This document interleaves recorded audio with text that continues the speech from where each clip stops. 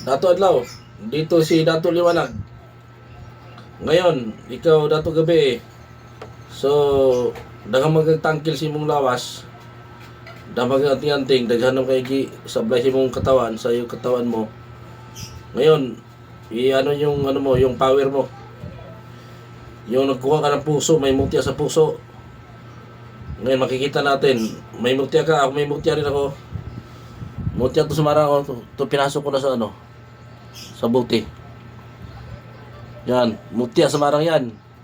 Ngayon, ang gawin ko nito, kung mutya mo at saka mutya ko, kung sino mataas gahom natin. Nating dalawa Dato Gabi. Ito, ipakita ko sa iyo. Isang bulong ko lang to. Angat to, angat. Dahil mataas ang power ko kaysa iyo. Ito Dato Gabi, manood ka. Yung power ko, panoorin mo power ko. 2 minute sumunod. Ito, angat. Nga walang mga ano. Tingnan mo. O, angat to. Dato Gabi, Dato Adlaw. O. Angat yan. O, wala. Hindi na hinawakan yan. Yan ang gahom ko. O, tigil mo na. Diyan ka lang. O, yan ko ang gahom ko, Dato Gabi. Yan. Bababain ko, bababain. Bababain ko. O, baba yan. Bababa yan, Dato Gabi. Yan. O, 2 na minute. Ngayon. Pinasagahom. O, kita mo.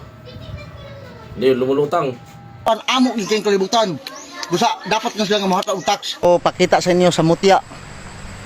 Mutya, mga ka-idol, kung naa ka ni, bisan og sugarol. Taon to mga ka-idol, ha? O. Na mga ka-idol. Muna yung mutya, mga ka-idol. O. Tindog gamay, tindog. Mga ka-idol, klaro mo. Bisag kung sa igapos, imong matanggal. Kung naa ka ani nga mutya. O. Dili. Oh. Ako ba? Kani mga tao ba? Sir. Kani mga tao mo nga dili ko gagawas nila maklayak og malagi. Sir. Kalma lang. Sus mo gini akong ka. So mga higala ni ata karon sa prisuhan no. So atong kuhaan si Dato Gabi.